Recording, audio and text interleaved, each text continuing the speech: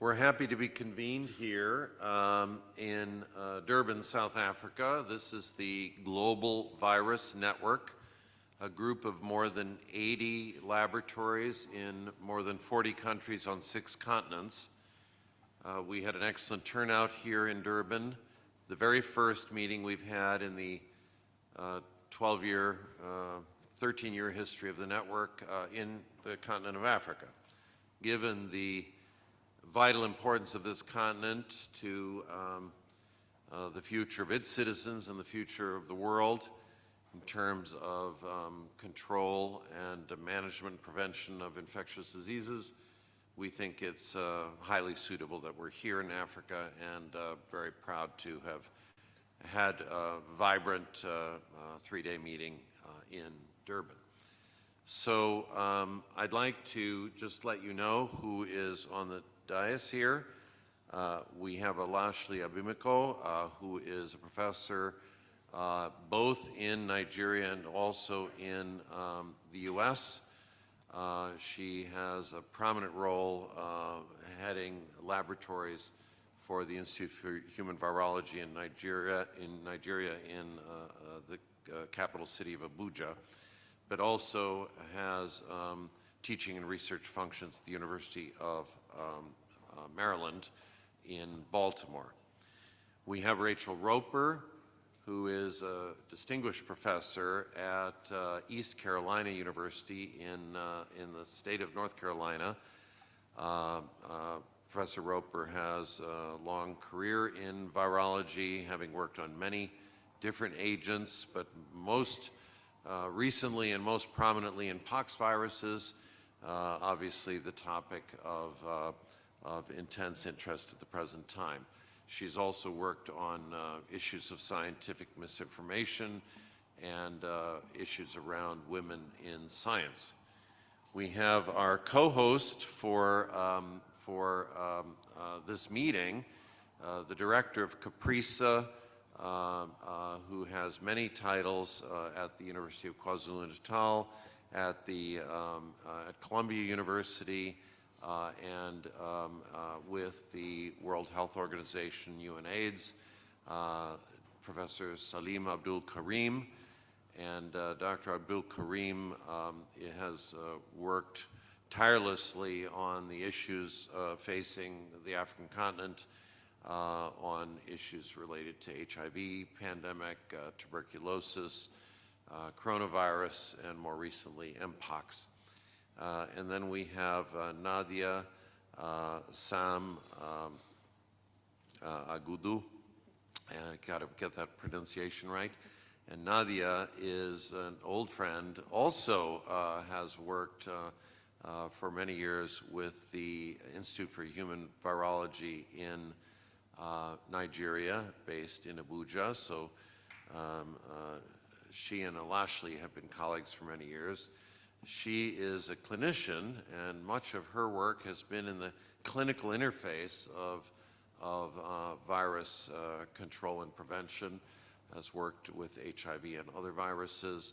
She has recently been appointed to a professorial position at the University of Minnesota, so she's also splitting her time. And my name is Sten Vermund. I'm the president of the GVN. I'm a pediatrician and infectious disease epidemiologist and work at the Yale School of Public Health. So without further ado, I'd like to start perhaps with Nadia Sam-Agudu and get her comments on what she thinks are some of the compelling issues facing African virology, as well as insights she may have from the meeting today. Well, thank you, Sten. So my work in Nigeria has really given me experience working with large programs, especially in HIV and with children.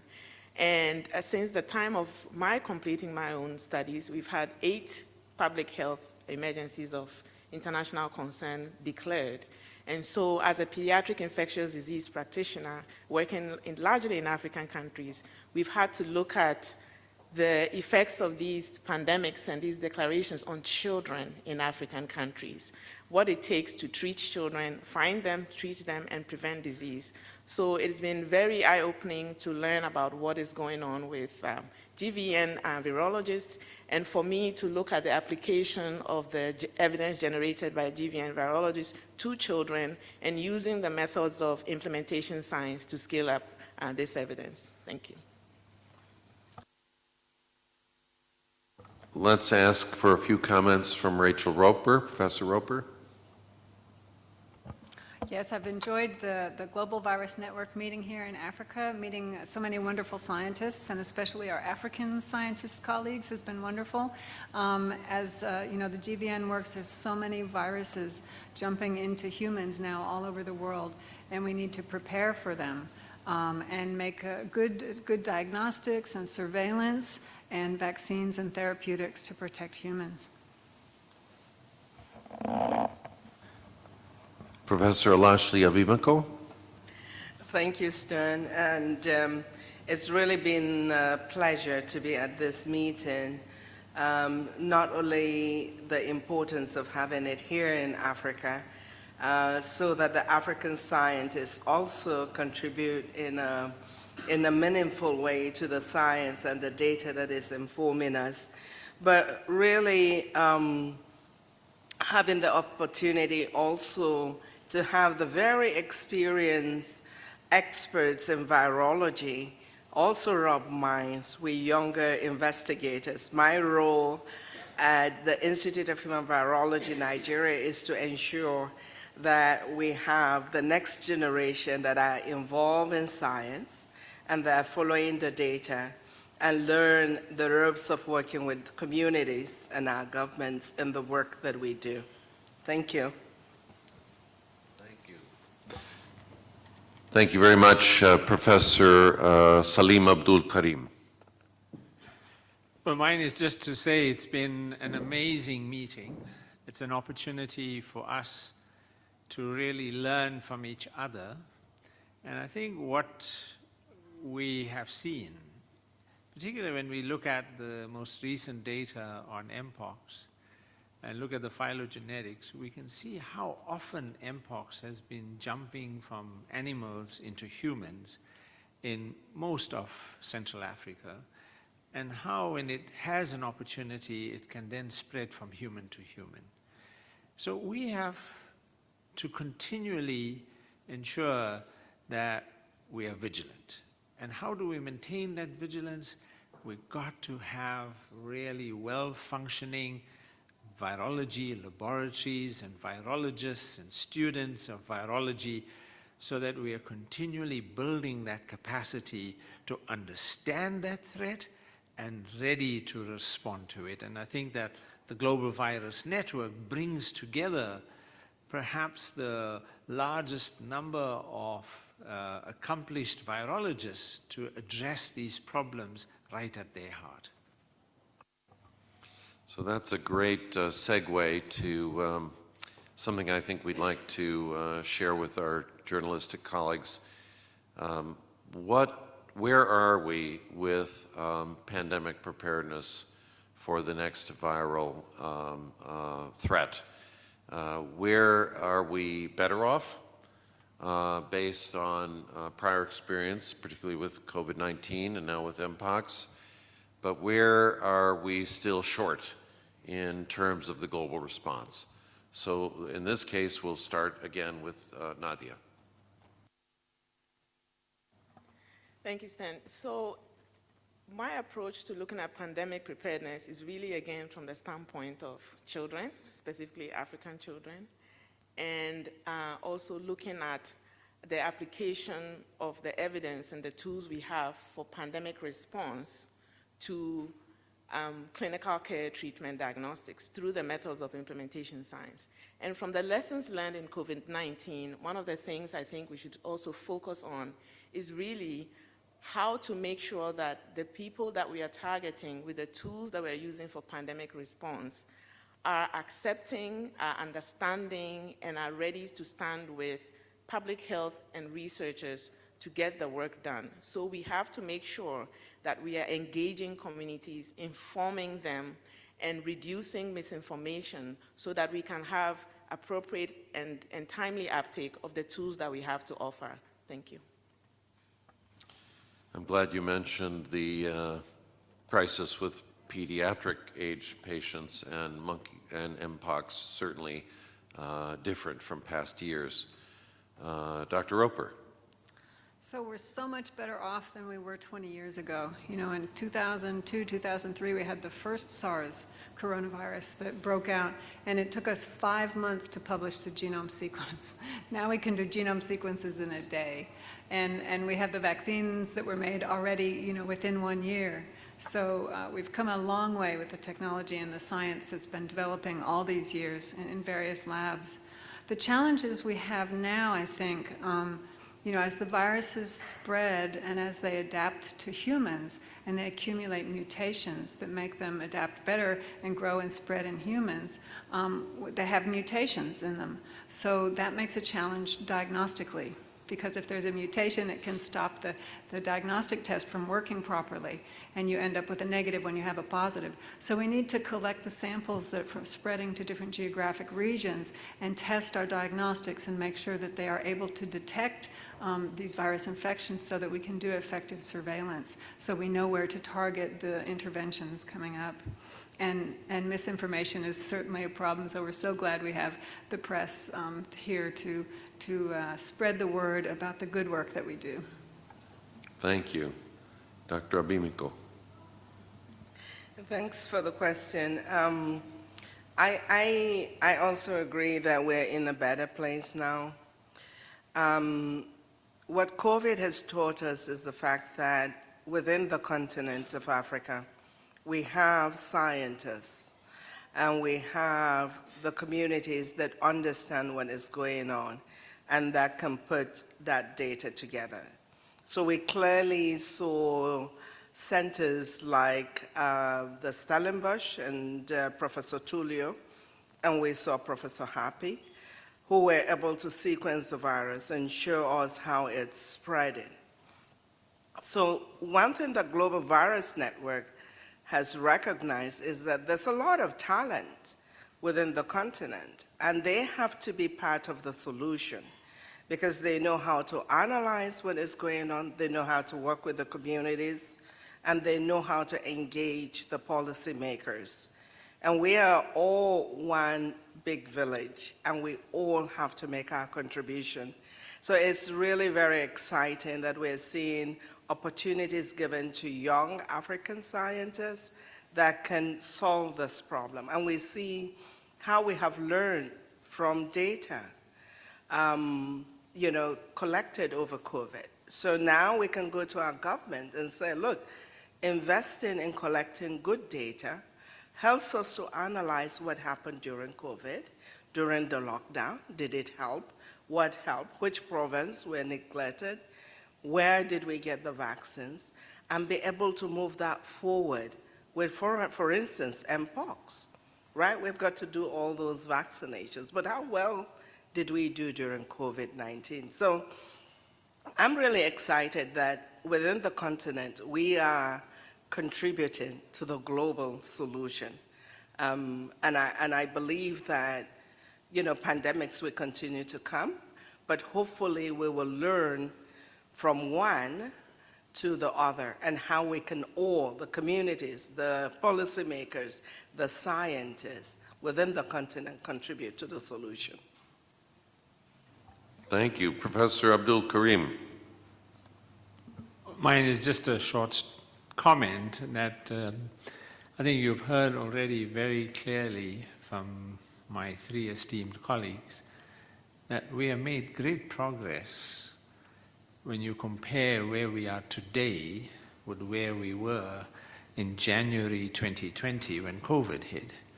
That at a scientific level, at a technological level, the ability to make biological countermeasures, we are really far advanced. So if you want to know how we're doing in pandemic preparedness, science gets a big tick.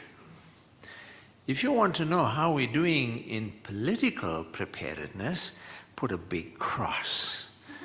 And you should put that cross because we haven't learned some important lessons. One of those lessons was very evident with mpox. Here we are dealing with a public health emergency in mpox, which is spreading in several countries in Central West Africa. And many wealthy countries have vaccine stockpiles. And their decision is that they'll keep it and wait in case the virus lands on their shores.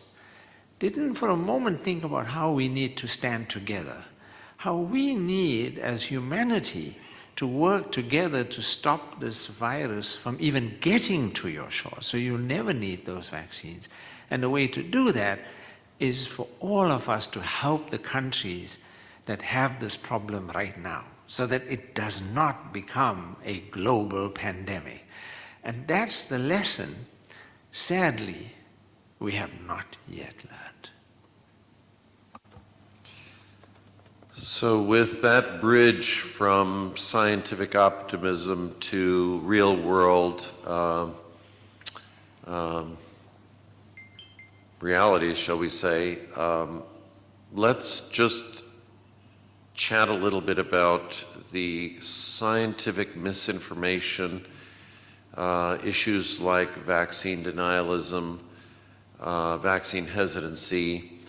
What is our responsibility first as scientists and physicians, and secondly as GVN members to address the storm of misinformation emerging from social media and other sources that literally work against some of the goals that we have for virus control and prevention?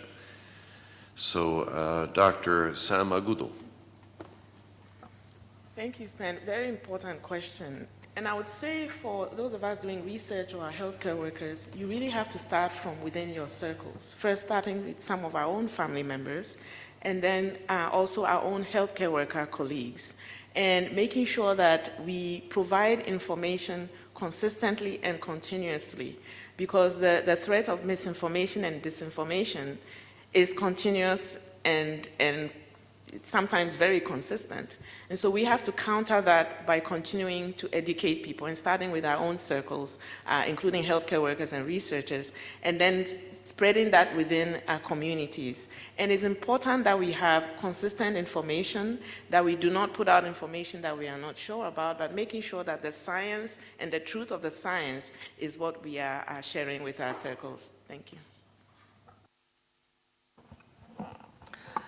Yeah, I agree completely. One thing I would say is if there's a virus anywhere, there's a virus everywhere, right? We have airplane travel, humans get infected, you've got a virus one place in the world, it's rapidly spread throughout the world. So it's very important to treat them where they are. All of the data show that these vaccines are very safe and very effective. And yet there's this misinformation whirlwind going. That it's just not true. That all of the public health officials agree, all the scientists and physicians, all the large committees agree that these vaccines are safe and effective, very important. There can be occasional side effects from vaccines, but you have to compare that to the death and hospitalizations of these diseases. The reason we have these vaccines is to protect the health of people, the health of our citizens. And that's why we make them, and that's why they get approved, and that's why we, invest all the money in making these vaccines, is to protect our citizens. Dr. Abimiko. I'm not going to repeat what my colleagues have said because I totally agree with that. But I'm going to buttress it from where I started at the beginning, that science is for everybody. So in the work that we do, we need to build trust within the communities that we are in, and not to assume that science and research is too difficult for them to understand. Once we do that, we hopefully work together towards finding an effective vaccines. And sometimes you don't have to listen to the scientists alone. Go to your communities. Look at those that got the vaccines and those that didn't. How many died? How many were in the hospitals? How many are still there working because they got the vaccine? So we all have a responsibility to check what information comes to us. And then the other part that I usually tell my younger investigators is, don't assume that the scientist and the researcher has all the questions. Involve your psychologist, involve your social scientists. Maybe there is fear or something behind this denial about something that really works. So again, it's all of us working like as a community, bringing our expertise to the table. And for the scientists, we've got the data, we've got our experiments, that's what we can share.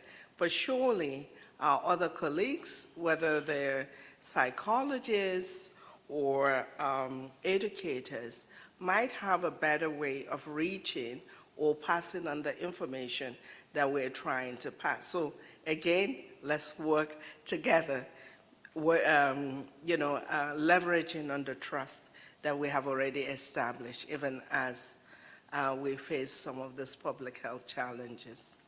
Thanks. Professor Abdool, Karim. Just very quickly, and that just to say, as somebody who's been dealing with various epidemics and pandemics, I have seen so often friends, colleagues write to me and say, I got this information, is it true, and so on.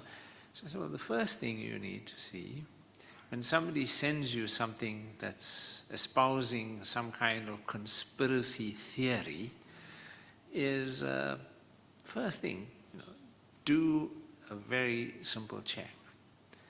Who is this person sending me this message? Is it some anonymous social media name, or is this someone real? Because the social media is full of these robots that just send out these nonsensical messages. And when you get them, you say, oh, maybe this is true.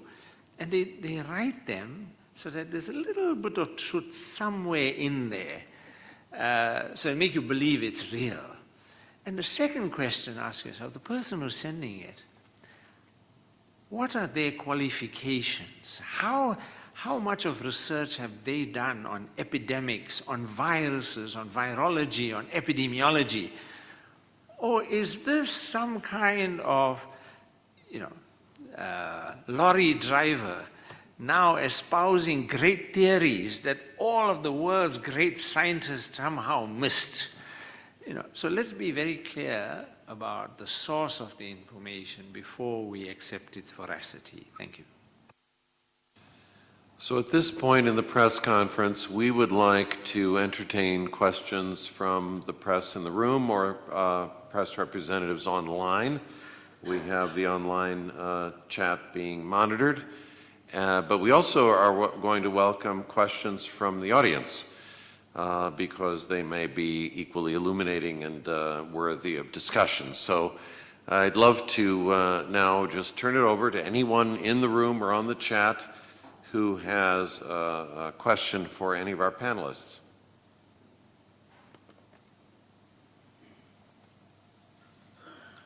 We have a gentleman here.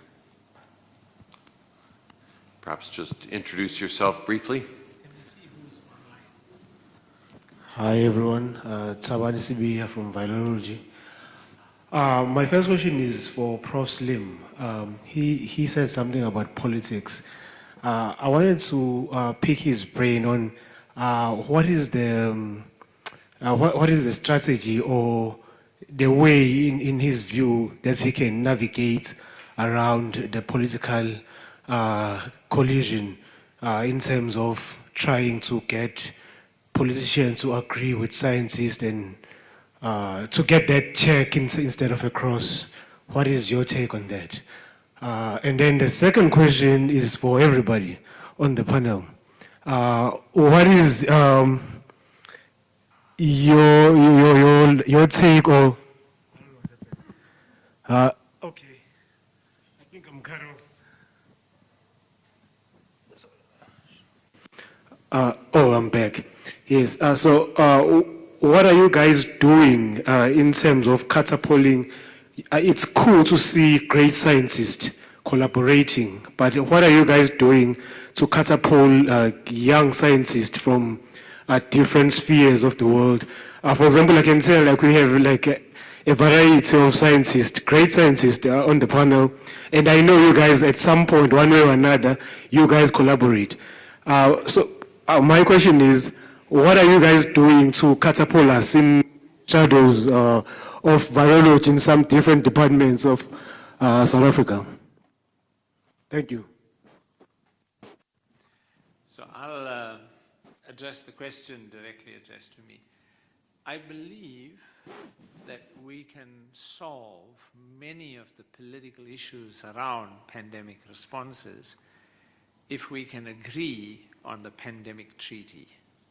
So the pandemic treaty was initiated by the United Nations General Assembly. The WHO has been tasked with facilitating the wording of the pandemic treaty. But the pandemic treaty is, in essence, our agreement as however many nations we are, almost 200 or so, that we as individual nations will work together to solve these problems with these ground rules. And I think that for me, that is the highest priority. And that negotiations to get to that treaty are currently in a stalemate. It's in a stalemate because wealthy countries, led by Germany, are not agreeing to a key section of the text, which is about sharing what is referred to as biological countermeasures, diagnostics, therapeutics, and vaccines. And why are they not agreeing to sharing it? Because they got pharmaceutical industries in their countries that they are trying to protect, and they're not allowing the wording on the sharing of intellectual property for local manufacture of vaccines in Africa to go through. So I think this is part of a negotiation. We hope that sense will prevail at the end, and when we do get a pandemic treaty, we then have a mechanism for the world to stand together against the viruses that threaten us. Perhaps I'll take the question about the Global Virus Network and what we're doing for young scientists. We do have an annual short course. This year we had trainees from 11 countries, including South Africa.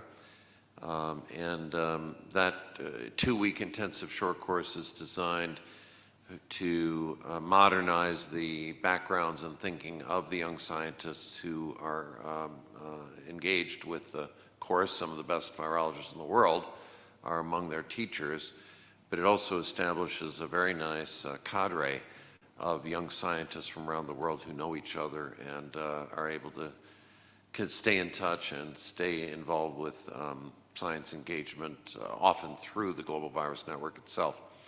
We also have postdoctoral programs. They are exclusively for low and middle income country scientists. We have some remarkable talent that has come in through that program. We then also have a Rising Stars program, and this is for postdoctoral fellows who are poised to take faculty positions or persons who are already junior scientists in their institutions. It can be a research institute, it can be a university. And we link them beyond their local mentor to other mentors in the Global Virus Network. Sometimes they're in other continents for dual mentorship. So we try to find the person who is most expert in the topic that the young scientist is interested in, so that for a 1-year period, they're able to link and visit that, that distant scientist to recreate the opportunity that people have at the larger institutions in the world, the Oxfords, the Harvards of the world, where there's such a large critical mass of virologists. Well, a lot of these individuals come from from venues where there's not a large critical mass of virologists, so the notion that they have access elsewhere. We also have training programs for government employees, persons who are health and medicine advisors to persons in legislatures or persons in executive branches of government.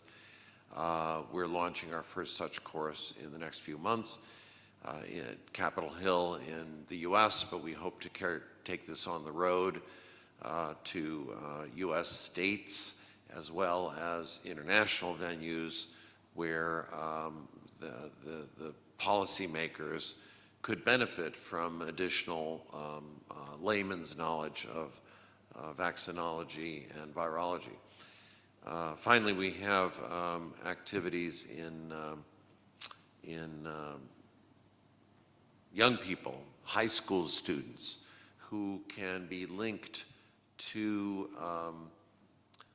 centers of excellence or to the main headquarters of the Global Virus Network to assist them. So we call it the GVN Academy, and it's a family of activities, I would say 100% of which are focused on young scientists. Thank you for those two questions. I see another hand, and we're monitoring the chat as well for anyone who would like to speak. My name is Wendy Lenjangas. I'm from Virology as well. I'd like to first thank you for the insightful updates you guys are giving us in virology that are going around the world. I think my question is respectfully to everyone in the panel, is that when we as a nation are faced with a pandemic, with the chaos that goes around in the world, the panic that we experience, everybody has an idea or a guess on what is going on. I was wondering, given your profession, that during those instances, given your profession, you'll feel the need to do something. I wanted to know, how is your first line of response looking like during that chaos? Thank you. Who wants to take that? Go ahead. Dr. Sam-Agudu will respond. Thank you for the question. And I'll give an example from my own first line of defense in the chaos of COVID-19. Really, I do use social media quite a bit, because you can reach a lot of people in a short amount of time, and you can reach the general public as well. So on platforms like Twitter, now X, and then Facebook particularly, I started to provide snippets of information, simplified, but still had all the science information to friends and family circles as well as to the general public. And you would have people who wanted clarification asking questions, just to start with trying to help mitigate the fear and the panic. Right? And for us working in this field, knowing that this is what we've been doing, we've been studying and doing for decades, that it's time now to translate that information to people who are afraid, people who are wondering if they're going to live or die, and people wondering, where do I get the care or the vaccines or more information? And I sort of came up with these pieces of information that I would circulate either on WhatsApp, on Facebook, and on Twitter as well. Yes, thank you. So maybe I'll share also from an institutional level. One of the things that we've done, and you know, as I said earlier, we learned from COVID-19. So now during peace, we go and review what we did during COVID-19. And really this is working as an institution, but together, like I said, with policymakers and the community. So this is in Nigeria. So one of the things that we've done is to actually look at the data and be able to share it in terms of, here is what we learned during COVID-19. Fortunately for us, I think in Nigeria, there was a presidential task that was developed very early on when it happened. So even during the chaos, like you pointed out, a few of us that work in the field and have worked during peace, we brought on the television, on the radio, different kinds of engagements with the communities to just share what we know.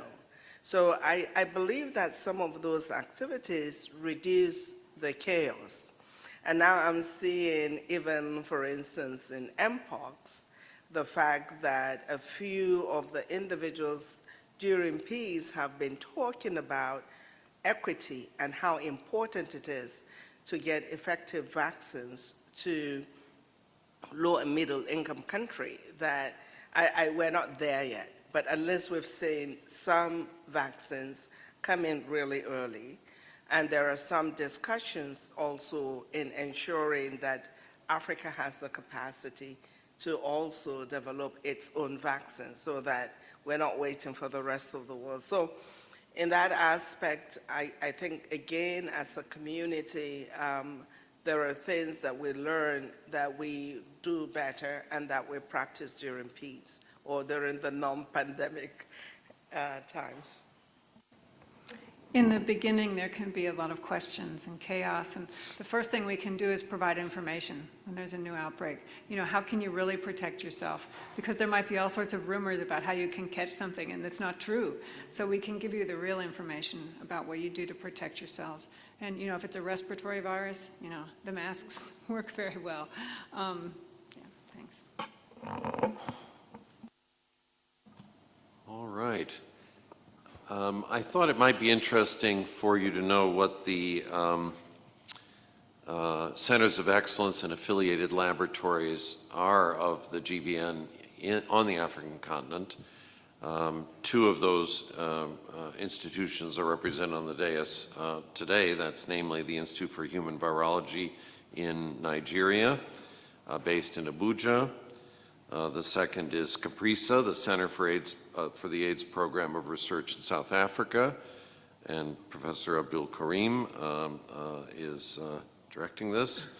Then we also have the Uganda Virus Research Institute from Uganda. We had someone from that institute at the meeting.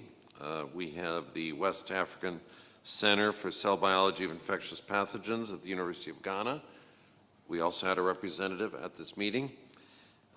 We have the Institute for Health Research, Epidemiological Surveillance and Training in Senegal, in Dakar. We have the National Institute for Communicable Diseases of the National Health Laboratory Service here in Johannesburg. And we have the Africa Center for Excellence for Infectious Diseases of Humans and Animals at the University of Zambia School of Veterinary Medicine. We had a representative at this meeting. And finally, we have the Antiviral Pharmacology Laboratory and Clinical Trials Research Center in the Virology program at the University of Zimbabwe. These are all on our website, but I thought it would be interesting. So Zimbabwe, Zambia, South Africa ×2, Senegal, Ghana, Uganda, and Nigeria are the countries currently involved. We have active discussions with double that number, and it may be by the meeting next year, which will be held in the state of Florida, Tampa, the city of Tampa. We may have double the number of African affiliates that we have today.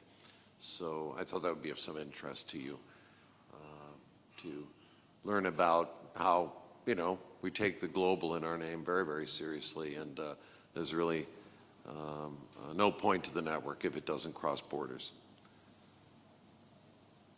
Are there questions online from any of our folks? Any other questions from the audience? Yes, please. Oh, all of a sudden. Let's take the front row, since the front row has been neglected so far. There, that's it. You have your mic. Thanks. Yeah, you can use that mic. Okay. Good morning, everyone. My name is Karim Singh from the Mercury newspaper. Wonderful. Hi, Prof. I have two questions. The first is on mpox. How worried should South Africans be about mpox?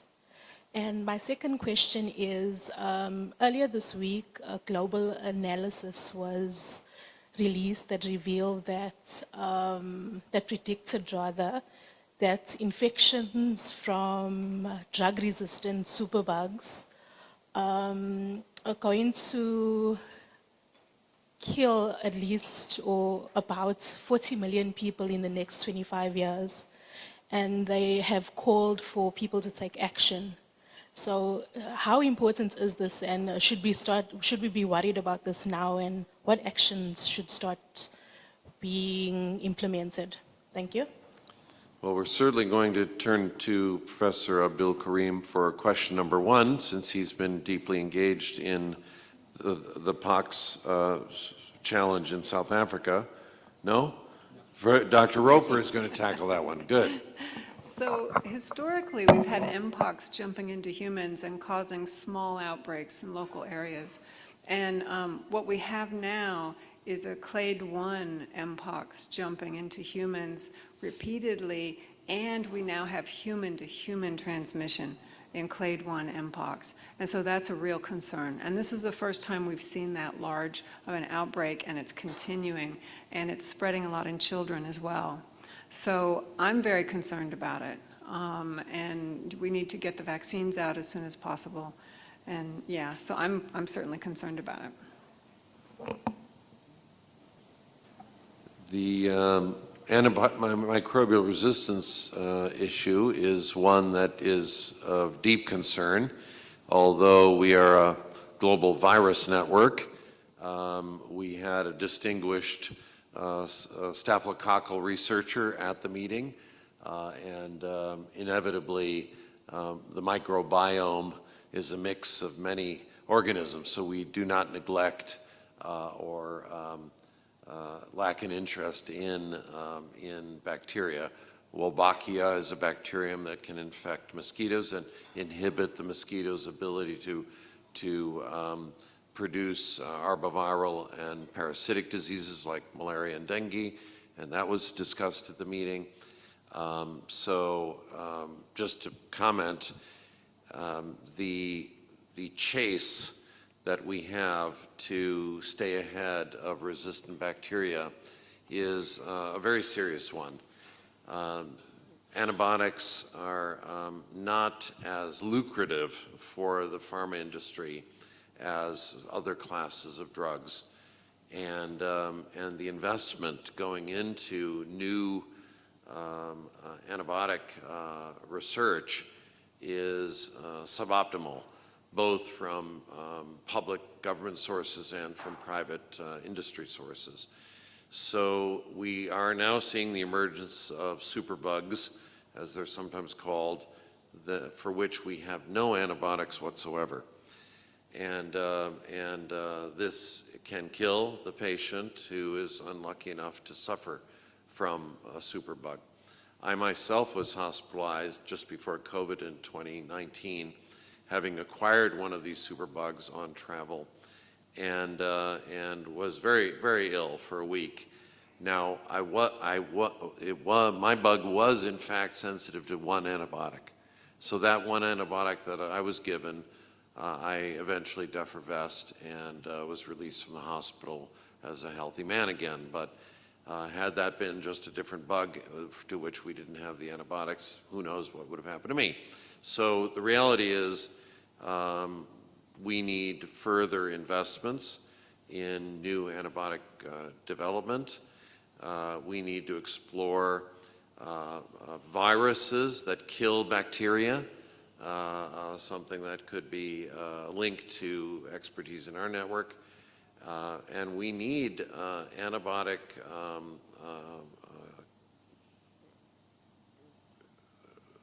guidance for our physicians, our nurses, our pharmacists. There are many parts of the world where a patient can walk in and buy an antibiotic, and there is no indication for that person to take an antibiotic, but because it's not regulated, it's not controlled, they can manipulate in a negative way their microbiome, killing healthy bacteria to no positive effect. We have challenges of artificial and fake antibiotics that are sold in the marketplaces in West Africa and elsewhere in the world that can be killers. And management of antibiotics in hospitals is sometimes undisciplined, so the doctors use third-generation antibiotics when first-generation antibiotics would suffice. And this is an invitation for generating resistant organisms. Sometimes even our international agencies are at fault. I was very involved with one international agency that has responsibility for providing guidance to world ministries of health that had not updated its sexually transmitted infection guidelines for treatment of gonorrhea in a decade, and therefore was not recommending the correct antibiotics, was recommending antibiotics that didn't work anymore, and ministries of health that didn't know any better were recommending the wrong antibiotics. So there's responsibility at the levels of healthcare practitioners, physicians, pharmacists, nurses to accurately and judiciously use antibiotics. It's responsible for of investigators and scientists to do the research for new antibiotics, novel approaches to killing bugs that might involve targeted viruses to kill bacteria, the novel use of bacteria for positive purposes, the so-called probiotics, about which we need to learn much more, and issues around fake drugs and appropriate guidance. It's a big topic that you brought up, and I'm not doing justice to it, but these are some of the issues that come. I could just add a couple things. Thank you, Sten. That antibiotics work for bacteria, not for viruses. And that's very important to remember. Sometimes people get, a viral infection and they go to take an antibiotic and it won't help them, and it's likely to cause an increase in the resistant bacteria in the world. So we don't want to take antibiotics unless you really need them.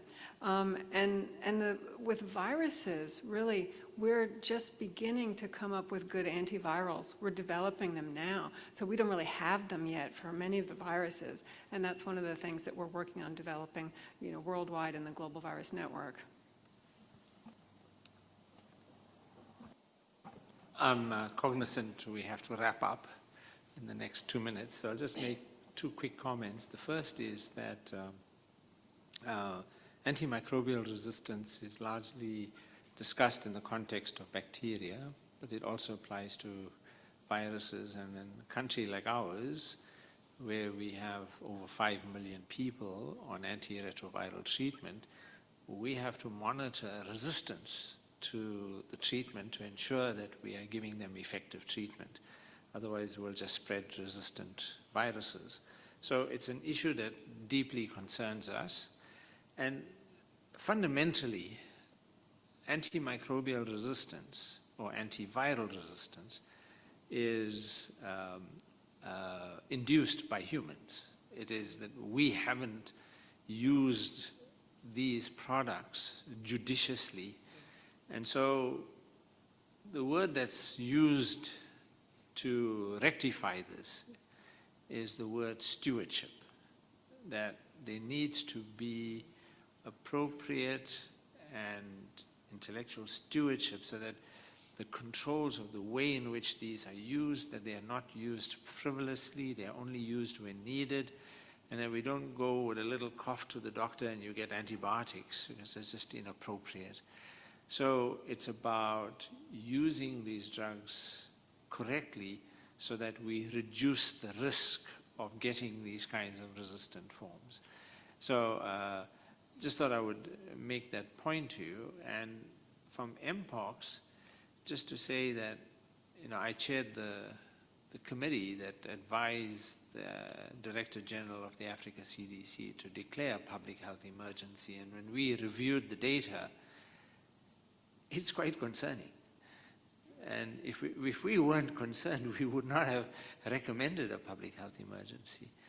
And what we were concerned with is that, it's very clear that mpox is repeatedly jumping from little rodents and so on into humans. That happens all the time. It's been happening now again. So we don't get overly concerned about that. What we get overly concerned about when it starts spreading quite rapidly from human to human. And in this particular clade 1, especially clade 1b, it seems to be spreading sexually as well. Sex workers have been a huge group that's impacted, and we are very concerned because we know a sexually transmitted infection can spread. In Africa, we've seen that from HIV. And we are, in addition, concerned in that people who have HIV, who get mpox, are the ones that are the highest risk of getting severe forms of mpox, because mpox generally is not a concerning infection. Mostly it's mild. I mean, you get the lesions, and it doesn't often lead to death. The case fatality rates are generally low. But in HIV patients, especially those who are not on treatment, the case fatality rate is high.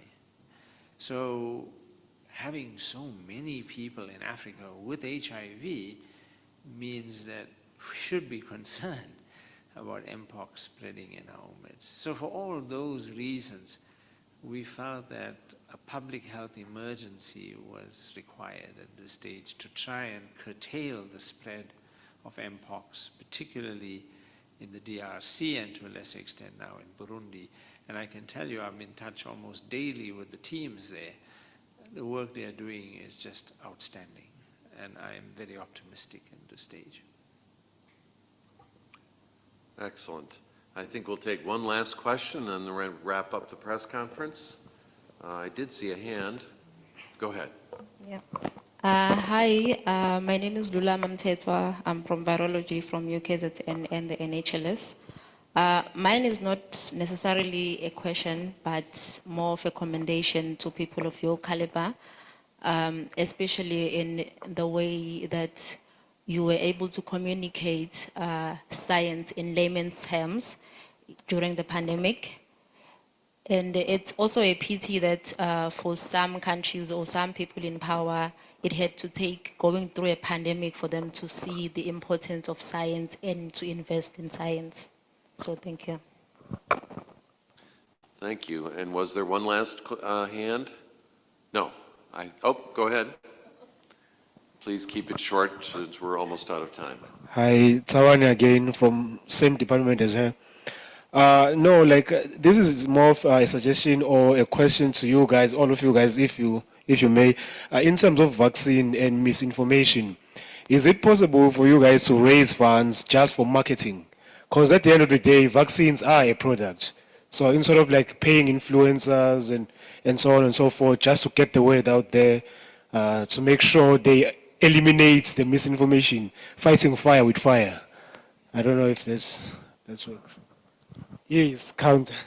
Dr. Sam-Agudu. So I'll just respond quickly to that. So at the Institute of Human Virology Nigeria, we have engaged influencers, both medical and non-medical influencers, who have a large following on social media, to package some of the information that comes from general evidence generation, but from evidence that the Institute of Human Virology has also generated. So we are on top of that in engaging influencers to get the message out for different health conditions, including pandemic situations. Thank you. And we are including the pastors in the influencers.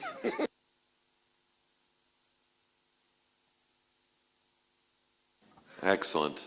Well, I want to thank the journalists who joined us today in the room and online, those of you in the audience, thanking especially our panelists for their comments, and we hereby close the annual meeting of the Global Virus Network. Thank you so much.